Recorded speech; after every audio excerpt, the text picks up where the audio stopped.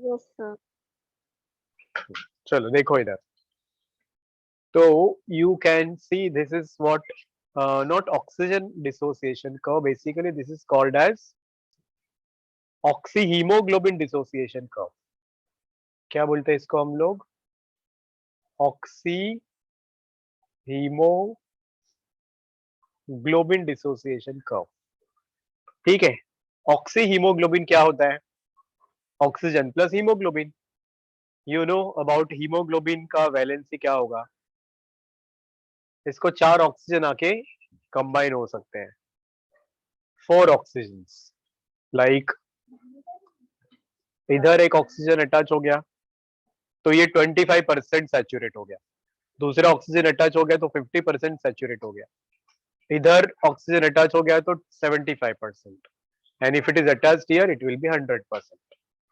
ये समझ में आया बच्चों? भूमि, यू अंडरस्टूड दिस सैचुरेशन? हाँ। Yes, sir. तो अभी इसमें इसको हम लोग कैसे डिफाइन करेंगे? Graphical representation of partial pressure of oxygen on one side. ये दिख रहा है ना, ये है partial pressure of oxygen on one side and percentage saturation of oxyhemoglobin on other side is called as a oxyhemoglobin dissociation curve। तो कुछ factors ऐसे होते हैं जो इस HB को और O2 को बनने में मदद करते हैं। HbO2 मतलब ऑक्सी हीमोग्लोबिन। कुछ फैक्टर्स ऐसे होते हैं इसको डिसोसिएट करते हैं और वापस ये Hb और O2 बन जाएगा। तो क्या होगा? सो अगर HbO2 HbO2 Hb plus O2 HbO2 बनाएगा तो दैट इज गुड, इसको हम लोग बोलेंगे एसोसिएशन। और अगर HbO2 Hb प्लस O2 बनेगा तो वो हो जाएगा डिसोसिएशन। तो डिसोसिएशन इज क्या अच्छा है कि बुरा है? या you can say that oxygen release करने के लिए ये चाहिए होता है और ऑक्सीजन को पकड़ने के लिए ये चाहिए होता है। So now normally in your lungs, lungs में हमारे HbO2 बनता है और टिश्यूज में ये ऑक्सीजन रिलीज हो जाता है। तो आर यू अंडरस्टैंडिंग डिसोसिएशन किधर होता है और एसोसिएशन किधर होता है? भूमि, डिसोसिएशन किधर होगा? ये टिश्यूज में होगा क्योंकि टिश्यूज को ऑक्सीजन सप्लाई करना जरूरी है। एसोसिएशन किधर होगा? एल्वियोलाई में, लंग्स में होगा। ये समझ में आई बात? बोलो, tell me you understood this. Bhoomi, Yes, sir. Dissociation किधर होगा, एसोसिएशन किधर होगा, वो याद रखो। तो ये जो डिसोसिएशन है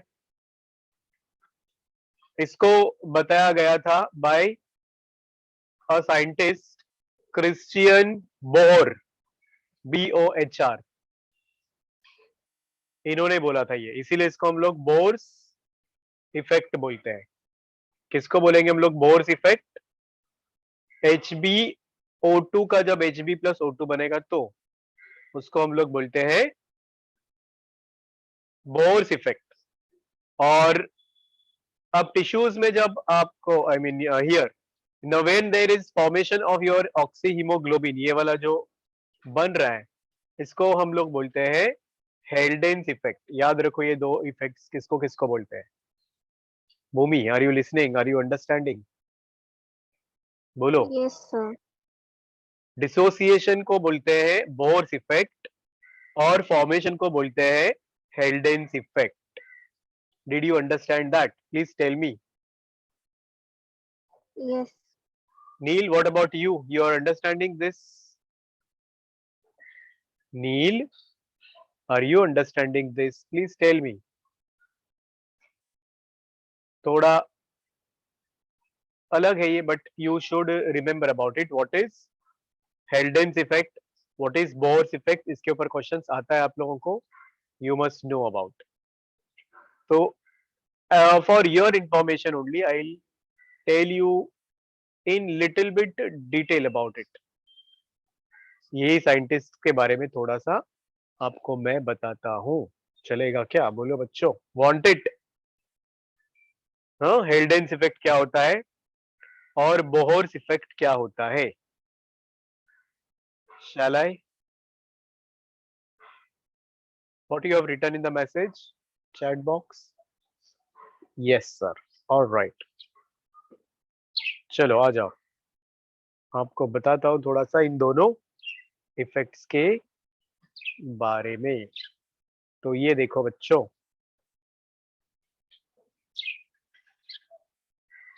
क्या होता है आपका Haldane's effect. Check this, can you read here? हाँ बच्चों, क्या बोला है Bhumi? Can you read this? JBS Halden, Jean Baptiste Halden was a scientist who told about this कि combination of oxygen with hemoglobin मतलब Hb plus O2 causes the hemoglobin to become strong। तो hemoglobin बन जाएगा ना बच्चों, बोलो। तो ये binding of oxygen with hemoglobin will displace this carbon dioxide in the blood। तो कार्बन डाइऑक्साइड फ्री हो जाएगा और वो ब्लड में जाएगा। इसी को हम लोग बोलते हैं Haldane's effect. Is this clear to you? Please tell me. आपको लिख के रखना है इसको, तो लिख के रखो। स्क्रीनशॉट लेना है उसका, तो स्क्रीनशॉट लेके रखो बच्चों। Am I clear? Please tell me about it. सब लोगों को समझ में आया? All four, all the three students? हाँ बोलो तो, come on tell me. Am I audible? Am I clear? Hello, अरे बोलो बच्चों, come on speak. Yes, sir. अब ये बोर्स इफेक्ट देखो क्या है। Read this, understand this. क्या होता है बोर्स इफेक्ट? उसका उल्टा। Check this, who explain this Bohr's effect? It was explained by Christian Bohr. ठीक है, Christian Bohr. He lived very short duration of time, 1855 to 1911, है ना? मतलब 55 इयर्स मैक्सिमम, 55 इयर्स और 65 कितना हो रहा है। तो इन्होंने बोला था कि if there is increase of carbon dioxide in the blood, अभी जो कार्बन डाइऑक्साइड ब्लड में रिलीज हुआ था, then it will cause oxygen to be displaced from the haemoglobin. तो हीमोग्लोबिन में जो ऑक्सीजन अटैच हुआ था उसके जगह कौन ले लेगा? ऑक्सीजन ले लेगा।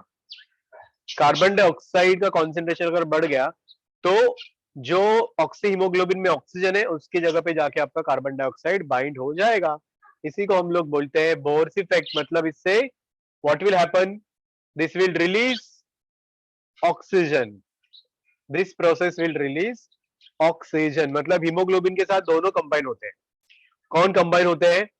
आपका कार्बन डाइऑक्साइड भी कंबाइन होता है और आपका ऑक्सीजन भी कंबाइन होता है। क्या ये चीजें आप लोगों को समझ में आई बच्चों? प्लीज टेल मी।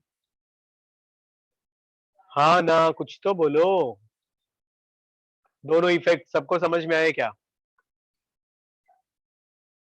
उपमन्यु बोलो बच्चा। Both the effects are clear to you?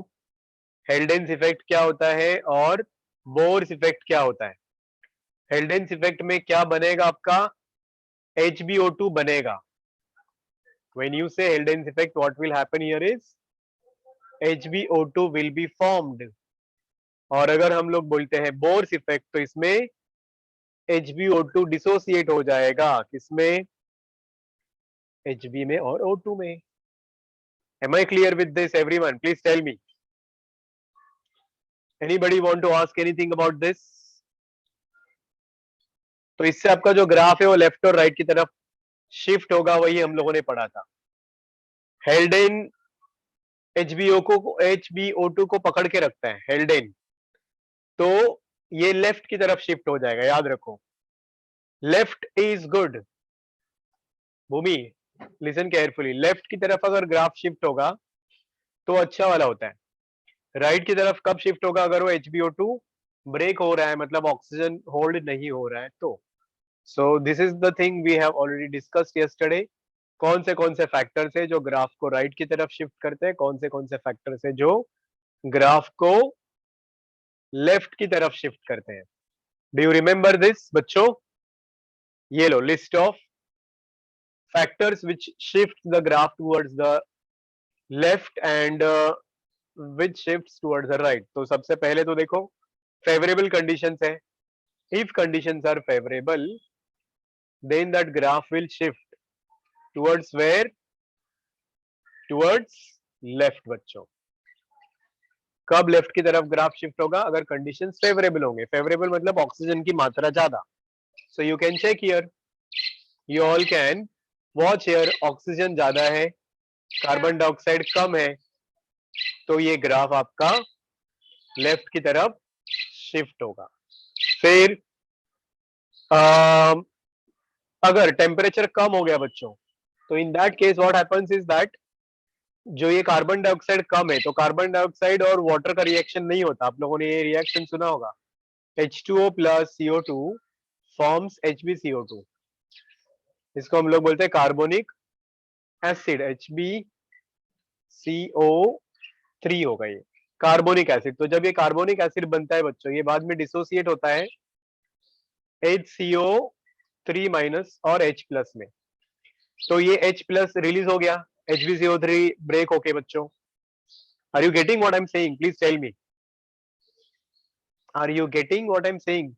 अगर CO2 ज्यादा हो गया, ज्यादा होगा तो HbCO3 बनेगा, HbCO3 बनेगा तो हाइड्रोजन आयन रिलीज होंगे, हाइड्रोजन आयन रिलीज होंगे तो पीएच क्या होगा? जितना हाइड्रोजन आयन ज्यादा होता है उतना पीएच कम होता है। Do you agree with me बच्चों? Please tell me. हाँ, तो यहाँ पे क्या होगा? अभी CO2 कम है, CO2 कम है तो हाइड्रोजन आयन का कॉन्सेंट्रेशन कम होगा, हाइड्रोजन आयन का कॉन्सेंट्रेशन कम होगा तो आपका पीएच ज्यादा होगा। Are you understanding? तो ज्यादा पीएच, कम हाइड्रोजन आयन कॉन्सेंट्रेशन, कम कार्बन डाइऑक्साइड, ये सब फैक्टर्स टुगेदरली क्या करेंगे? इवन टेम्परेचर कम होगा तो ये सब फैक्टर्स आपके ग्राफ को लेफ्ट की तरफ शिफ्ट करेंगे। ये चीजें समझ में आई कि आप लोगों को बच्चों? Please tell me, did you all understand this? Aashna बताओ। हाँ, हेलो। नॉर्मली एल्वियोलाई में हम लोगों ने पढ़ा है ऑक्सीजन ज्यादा होता है, कार्बन डाइऑक्साइड कम होता है। If you remember the values, याद है ना? 104 mmHg ऑक्सीजन होता है, मतलब ऑक्सीजन ज्यादा है, और कार्बन डाइऑक्साइड कितना होता है? 40 mmHg। तो ये क्या हो गया आपका? O2 ज्यादा, कार्बन डाइऑक्साइड कम। हाँ कि ना बोलो तो? एल्वियोलाई में हम लोगों ने ये पढ़ा था ना कल। Do you remember this? ये वाला देखो, दिस इज योर एल्वियोलाई। इसमें ऑक्सीजन 104 है और partial pressure of carbon dioxide 40 है। तो इन दिस केस आपका ग्राफ कहाँ पे शिफ्ट हो जाएगा बच्चों? लंग्स की बात जब हम लोग करते हैं तो your graph will shift towards left. क्या ये चीज आपको समझ में आई? प्लीज टेल मी, क्या ये चीज आपको समझ में आई बच्चों? Please tell me. Aashna, are you there? Respond to me, tell me. Yes, sir. Factor समझ में? अभी इसमें एक फैक्टर एक्स्ट्रा है जो शायद आप लोगों ने आपके स्कूल लेक्चर्स में नहीं पढ़ा होगा, ये DPG। Have you heard this, studied this for school? बोलो, स्कूल में पढ़ा है आप लोगों ने ये वाला चीज? हाँ कि ना? नहीं पढ़ा है? क्या होता है DPG बोले तो? Who will tell me what DPG stands for? अरे बोलो तो बच्चों, से समथिंग। नहीं पता तो you can say no no, क्या प्रॉब्लम है? ये लो, DPG क्या होता है आपके स्क्रीन पे सामने पढ़ो। What is this? Full form क्या है DPG का? हाँ, 2,3 diphosphoglyceric acid. Can you see here? हाँ बच्चों, अभी बोलने में भी आपको तकलीफ हो रही है क्या? You can respond no. 2,3 diphosphoglyceric acid जो आपके ग्लाइकोलाइसिस में बनता है, you know it's a product of your glycolysis. ठीक है, 3PGA से बनता है, if you remember that. 3PGA से ये बनता है, ठीक है। 2,3-GP डाइफॉस्फोग्लिसरिक एसिड हम लोग इसको बोलते हैं। अब इसका कैरेक्टरिस्टिक फीचर क्या है? कि this combine I mean this competes for oxygen, मतलब ये भी ऑक्सीजन के साथ में ये भी ऑक्सीजन को खींच सकता है या फिर खुद के साथ बाइंड करके ले सकता है। तो as a result of what will happen here is that haemoglobin को ऑक्सीजन कम मिलेगा। Do you agree with me बच्चों? हीमोग्लोबिन को ऑक्सीजन कम मिलेगा या फिर no oxygen will bind to the haemoglobin. हीमोग्लोबिन में भी स्पेशली बीटा चेन, क्योंकि हीमोग्लोबिन में 2 चेन होते हैं, 2 अल्फा चेन और 4 chain total, 2 alpha chain 2 beta chain होते हैं। तो ये बीटा चेन के साथ में ऑक्सीजन बाइंड कम होएगा। समझ में आया क्या बच्चों? हाँ, तो इससे आपका जो कर्व है वो कौन सी साइड में शिफ्ट हो जाएगा? It will move. अगर ये प्रेजेंट होगा तो ऑक्सीजन बाइंड नहीं होगा, मतलब it will cause release of O2, मतलब HbO2 विल ब्रेक और dissociate into Hb plus O2। तो ये डिसोसिएशन को हम लोग क्या बोलते हैं? Bohr's effect. इसी को हम लोग क्या बोलते हैं? Bohr's effect. और बोर्स इफेक्ट में आपका जो ग्राफ होता है वो राइट की तरफ शिफ्ट हो जाएगा। कुछ पल्ले पड़ा बच्चों? Please tell me. आशना बोलो, समझा ये वाली चीज? Yes hello, sir.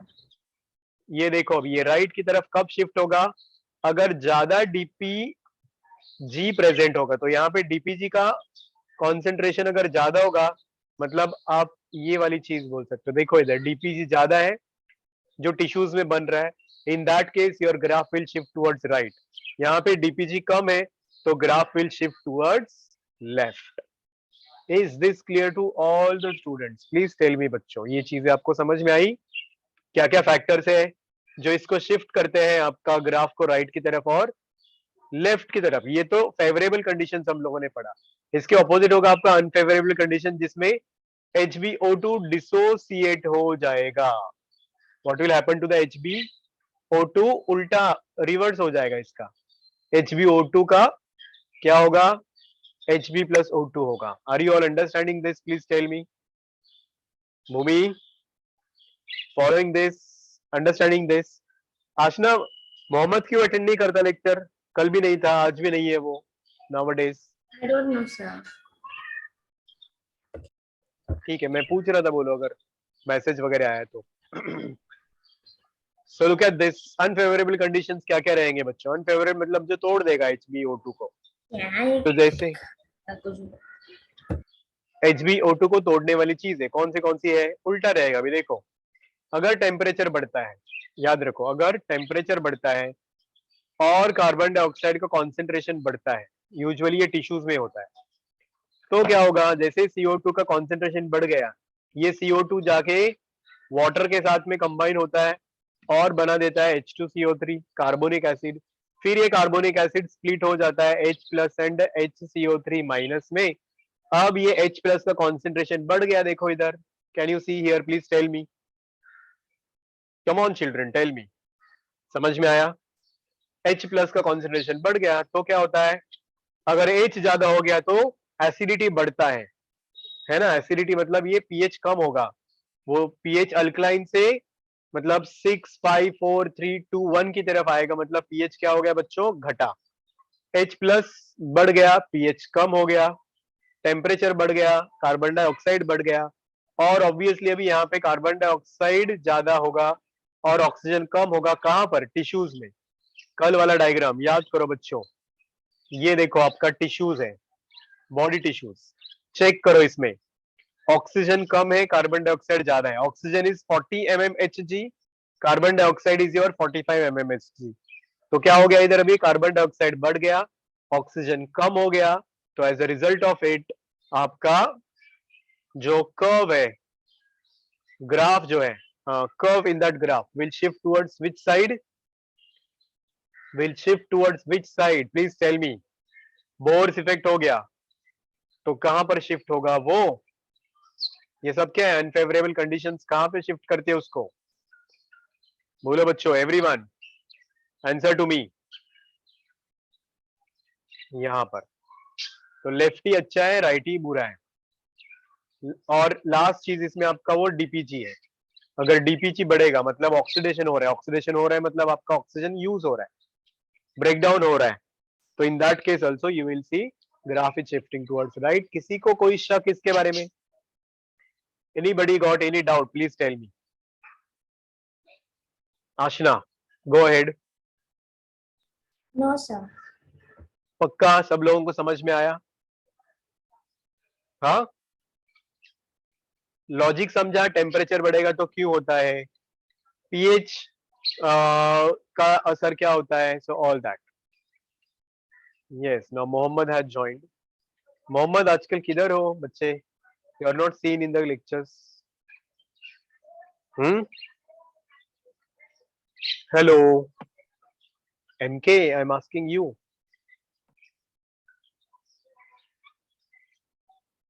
Hello hello hello hello hello MK, आजकल दिखते नहीं लेक्चर में बेटा. चलो अभी एक और इम्पोर्टेंट चीज मैं आप लोगों को बताता हूँ बच्चों. कौन सी चीज? एक और ग्राफ होता है जो आप लोगों के सिलेबस में नहीं है पर नीट के लिए आपको वो जरूरी है. आपने स्कूल में वो नहीं पढ़ा होगा. सुना है क्या आप लोगों ने? बताओ तो जरा. Have you heard anything like myoglobin का ग्राफ? यस बच्चों, यस बच्चों, come on tell me.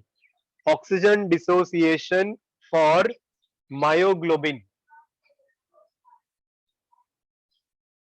Oxygen dissociation curve for myoglobin is hyperbolic. कैसा होता है ये बच्चों? हाइपरबोलिक होता है. अब ये मायोग्लोबिन क्या है आप लोगों को पता है क्या? बोलो तो, come on, do you know? Myoglobin एक प्रोटीन है. ये myoglobin is actually a protein that is present in the muscles. सुन रहे हो क्या आप लोग? I want your response.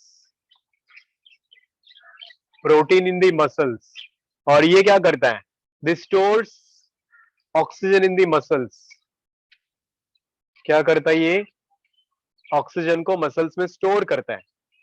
ठीक है, तो जब इसको ऑक्सीजन बाइंड होगा तो ये लेफ्ट की तरफ ही शिफ्ट हो जाएगा. इसका अगर हम लोग ग्राफ ड्रॉ करें तो it will look like this. Can you see here? आपके सामने एक ग्राफ दिख रहा है क्या बच्चों? बताओ तो. हेलो बच्चों, I am asking something. Aashna, Bhoomi, Yes, sir. दिख रहा है आप लोगों को ये एक ग्राफ? देखो हमारा हीमोग्लोबिन वाला ग्राफ इधर है जो सिग्मोइड होता है एस शेप का. और उसके पीछे देखो लेफ्ट की साइड में आप लोगों को दिख रहा है ये मायोग्लोबिन का ग्राफ या कर्व. दिखा? समझ में आया क्या? हेलो बच्चों, तो जब ये आपका हीमोग्लोबिन या ये परसेंटेज सैचुरेशन विद ऑक्सीजन, अगर ये 90% सैचुरेट हो जाता है मायोग्लोबिन, तब आपका जो रीडिंग होगा ये ऑक्सीजन का जो पार्शियल प्रेशर होगा वो 20 होगा. यहाँ देखो. So this values you need to remember. When saturation of myoglobin is 98%, तब उसका जो पार्शियल प्रेशर होता है वो 20 होता है. And that time your graph looks hyperbolic. This is for your NEET examination. और ये वाला हम लोगों ने 50% वाला वैल्यू पढ़ा था ना. यहाँ पे वो 25 होता है नॉर्मल केसेस में, हमने पढ़ा था 25 mmHg. Bhoomi, you are understanding what we are learning this? हम लोग ये क्या पढ़ रहे हैं? P50 वैल्यू किसको बोलते हैं बच्चों? जरा बताओ भूमि को. Who will tell P50 value क्या होता है for oxygen oxy haemoglobin dissociation curve में? P50 वैल्यू किसको बोलते हैं हम लोग? जरा बताओ, किसको पता है? ये है P50 वैल्यू. 25. होता क्या है वो? What is P50 value? Bhumi, read this. P50 value is the value at which saturation of oxyhemoglobin is 50%. ये वाला आपका ऑक्सीहीमोग्लोबिन है. 50% में वो 50% सैचुरेट होने के लिए कितना पार्शियल प्रेशर ऑफ ऑक्सीजन लगा, उसको हम लोग बोलते हैं P50 वैल्यू, जो नॉर्मली 25 होता है. Is this clear Bhoomi? Is this Yes, sir. Clear Bhoomi? Understood? याद रखना ये वैल्यू. क्या होता है P50 वैल्यू। मायोग्लोबिन के बारे में सबको समझ में आया, इसके बारे में समझा सबको। सिर्फ इसमें ये चीज याद रखो, इसका ग्राफ हाइपरबोलिक होता है ना कि सिग्मोइड। जब हम लोग इसकी बात करते हैं तो इसका ग्राफ होता है आपका सिग्मोइड या एस शेप। फर्क समझा? मायोग्लोबिन आपके मसल्स वाला प्रोटीन है जो ऑक्सीजन को पकड़ के रखता है, और वो ऑक्सीजन को जो जो पकड़ेगा वो ग्राफ हमेशा लेफ्ट की तरफ शिफ्ट होगा, हाँ ना? Alright, is this clear everyone? अब एक और चीज है जो आप लोग शायद से पढ़े होंगे या फिर आपको क्यूरियोसिटी होगा या कहीं पे पढ़ा होगा कि अ, जो फीटस होता है, baby before birth of a child, उसका हीमोग्लोबिन हमेशा ज्यादा होता है। हमारा नॉर्मल रेंज बताओ हीमोग्लोबिन का कितना है? Can you tell me that? हमारा नॉर्मल हीमोग्लोबिन कितना है? 12, हाँ हाँ, how much Aashna? 12 to 16. Yes, 12 to 16 is now a normal range of a hemoglobin per 100 ml of blood. हमारे 100 ml blood का वो रेंज है, ये हम लोग 12 to 16 ग्राम परसेंट बोलते हैं। But when you talk about, जब हम लोग बात करते हैं किसकी, फीटस के हीमोग्लोबिन की, तो वो 21 ग्राम परसेंट होता है। मतलब 100 ml में आपको 21 ग्राम्स हीमोग्लोबिन मिलेगा, जो कि बहुत ज्यादा है। बाद में वो जब फीटस पैदा होगा तो नॉर्मल हो जाएगा हीमोग्लोबिन, पर एटलीस्ट फीटस में बहुत ज्यादा होता है, याद रखो 21 ग्राम परसेंट, समझा? या पर डेसीलीटर। क्यों होता है ऐसा? क्योंकि जो फीटस का हीमोग्लोबिन है वो ज्यादा से ज्यादा ऑक्सीजन को खींच लेता है, इट हैज मोर एफिनिटी। और वो ऑक्सीजन आएगा किधर से? फ्रॉम मदर्स हीमोग्लोबिन, क्योंकि baby is growing in the uterus of a mother. No, हाँ कि ना बच्चों? क्या बोल रहा हूँ मैं, समझ में आ रहा है कि नहीं? Are you understanding? Are you getting what I'm Yes, telling? sir. The baby which is growing in the uterus of a mother, its hemoglobin has more affinity for oxygen, so that oxygen comes from mother's hemoglobin and then it will bind to the fetal hemoglobin, तो उसका hemoglobin का level हमेशा ज्यादा होगा। and this you need to remember about hemoglobin level of the fetus. ठीक है? Is this clear everyone? Please tell me. यहाँ तक सब लोगों को कॉन्फिडेंट है? किसी को कुछ पूछना है? Feel free to ask. Mohammad, you join late, you okay with this? Yo Yes, bro, sir. ठीक है? और बाकी के बॉयज लोग, Upamanyu, are you fine with this? You okay with this? Shall we proceed now? आगे बढ़े हम लोग। Upamanyu, what happened today? Not responding. आजकल उपमन्यु का माइक ही नहीं दिखता है, काम ही नहीं करता। चलो अब आगे बढ़ते हैं हम लोग विद द नेक्स्ट पैरामीटर। ये सब था ट्रांसपोर्ट ऑफ ऑक्सीजन बच्चों। ऑक्सीजन कैसे ट्रांसपोर्ट होता है? हीमोग्लोबिन के साथ में बाइंड होके, ठीक है, ऑक्सी हीमोग्लोबिन बना के। तो याद रखो हमेशा ये जो एक्सचेंज ऑफ गैसेस होता है वो कैसे होगा? ऑक्सीजन का परसेंटेज अगर हम लोग प्योर ब्लड में देखेंगे तो वो बहुत ज्यादा होता है। ऑक्सीजन का जो पार्शियल प्रेशर होता है, PO2 जो होता है, वो प्योर ब्लड में ज्यादा होता है। ज्यादा मतलब कितना? अगर आप देखोगे तो 95 mmHg होता है। ये वाला वैल्यू देखो, ये डायग्राम में हमने ऑलरेडी ये वैल्यूज पढ़ा था, देखो this one 95 mmHg is your pure blood, है ना? और कार्बन डाइऑक्साइड का वैल्यू सिर्फ 40 mmHg होता है। You getting this kids? Are you understanding? Are you understanding? Yes, sir. हाँ, 95 mmHg ऑक्सीजन है। और टिश्यूज में अगर देखोगे पार्शियल प्रेशर ऑफ ऑक्सीजन, अगर हम लोग टिश्यूज में देखेंगे तो टिश्यूज में होता है सिर्फ 40 mmHg। कितना होता है? 40 mmHg। तो obviously what will happen is that ये जो ऑक्सीजन है ये डिफ्यूज होगा ब्लड से टिश्यूज में, क्योंकि हमेशा हाई कॉन्सेंट्रेशन से लो कॉन्सेंट्रेशन जाता है कि नहीं बच्चों? Oxygen will diffuse from higher concentration to the lower concentration मतलब कहां से कहां डिफ्यूज होगा, ब्लड में से टिश्यू में ऑक्सीजन डिफ्यूज होगा। But when you talk about partial pressure of carbon dioxide, अब ये कार्बन डाइऑक्साइड का पार्शियल प्रेशर कैसे होता है, प्योर ब्लड में इसका पार्शियल प्रेशर होता है आपका लेस 40 mmHg, और टिश्यूज में इसका प्रेशर होता है आपका how much, 45 mmHg more, 5 mmHg ज्यादा है। तो ये कहां से कहां डिफ्यूज होगा बताओ, टिश्यूज में से ब्लड में डिफ्यूज होगा। क्या ये चीज आपको समझ में आई बच्चों? हाँ ना, कुछ तो बोलो। ऑक्सीजन हमेशा ब्लड से टिश्यूज में जाएगा, कार्बन डाइऑक्साइड हमेशा टिश्यूज से ब्लड में जाएगा, क्योंकि ये जो इसका पार्शियल प्रेशर है वो जहां ज्यादा है वो ज्यादा से कम की तरफ शिफ्ट होगा। समझ में आया बच्चों ये? Please tell me, you understood this? You understood this? Come on, children, tell me. Are you okay with this thing?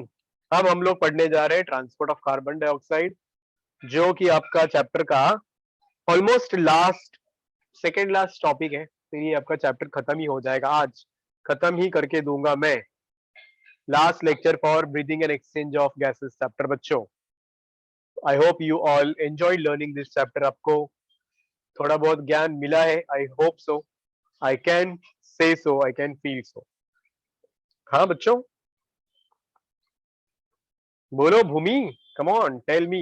भूमि, आशना, नील, उपमन्यु, ठीक है ना? कॉन्सेप्ट्स क्लियर हो रहे हैं ना आप लोगों के? Physiological chapters are always awesome. फिर वो डाइजेशन एंड एब्जॉर्प्शन हो, न्यूट्रिशन, ये रेस्ट, ब्रीदिंग एंड एक्सचेंज हो, एक्सक्रीशन हो, केमिकल कंट्रोल हो, स्केलेटन हो, all animal physiology chapters, plant physiology chapters are awesome. Photosynthesis is plant physiology, respiration is plant physiology. अच्छे है ना वो कॉन्सेप्चुअल चैप्टर्स? चलो हो जाओ शुरू। ट्रांसपोर्ट ऑफ कार्बन डाइऑक्साइड पढ़ते हैं अपन लोग। सब लोग तैयार है इसके लिए?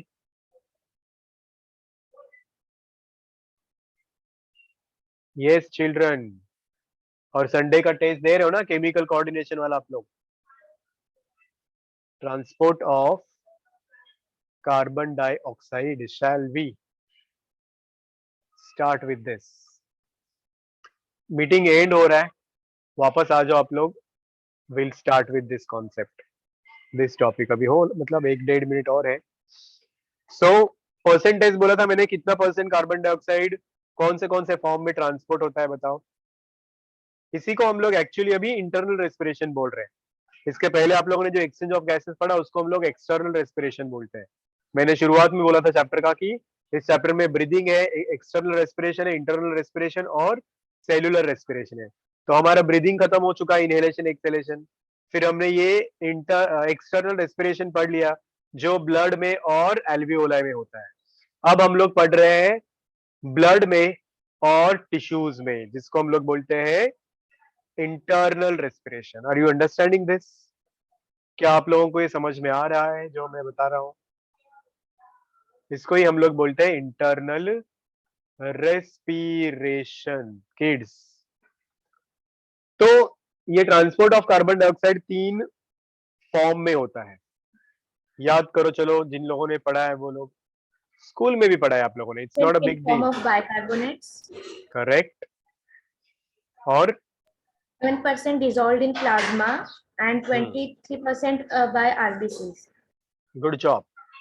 सबसे ज्यादा ट्रांसपोर्ट होता है बच्चों in the form of bicarbonates. Bicarbonates मतलब HCO3। कितना परसेंट? ऑलमोस्ट 70%।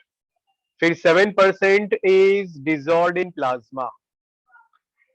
प्लाज्मा में डिजॉल्व होके कितना परसेंट ट्रांसपोर्ट होता है? 7%। मतलब ये आपका प्लाज्मा में से ही ट्रेवल हो रहा है 77%। और बचा हुआ जो 23%